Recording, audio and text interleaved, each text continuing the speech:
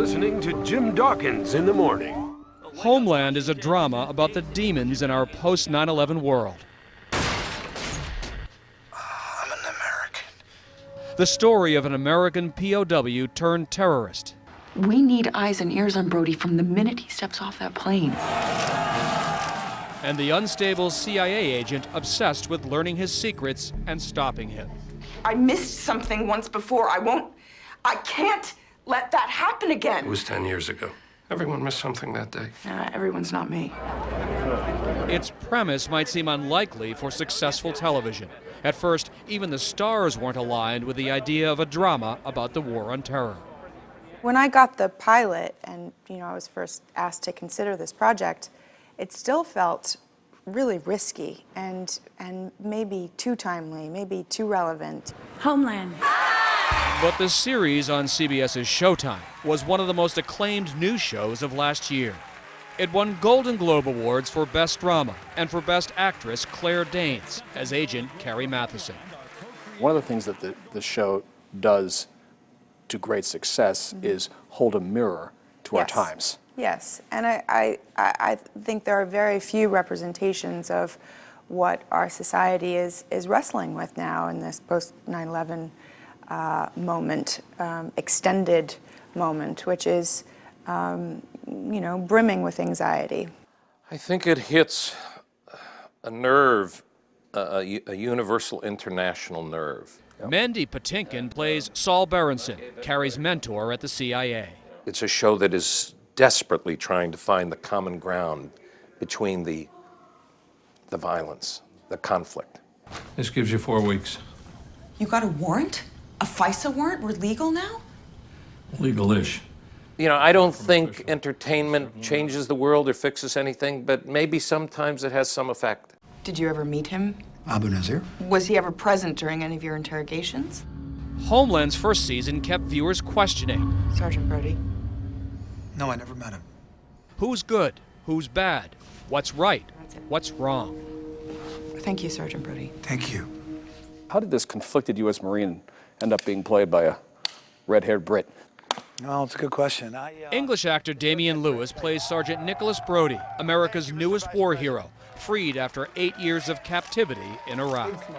Brody is really a victim of war. That's what he is. He comes back a deeply conflicted and tortured soul. Exactly. He comes back absolutely eviscerated by war, damaged irreparably.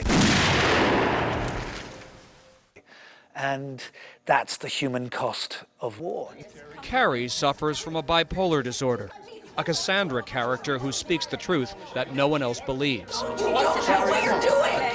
You don't know what you're doing! By the end of season 1, she unravels and undergoes electroshock therapy,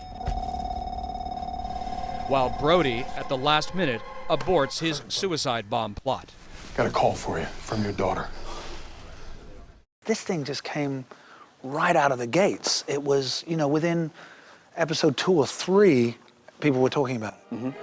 But Lewis never imagined who was talking about the show. Last spring, he was invited to a state dinner at the White House for the British Prime Minister.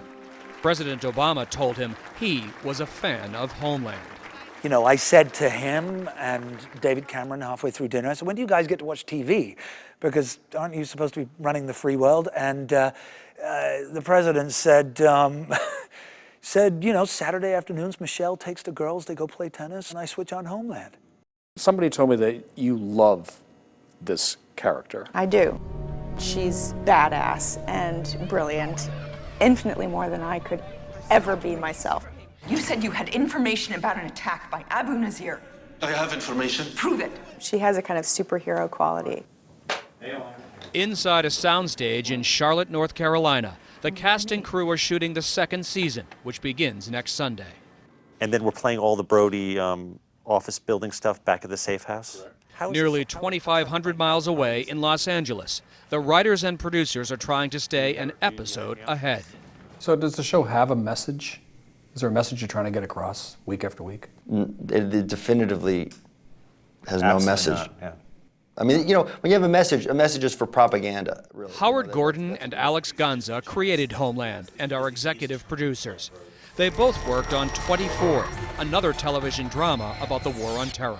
I got a flight to catch. Just like on 24, there was an assumed right-wing sort of message.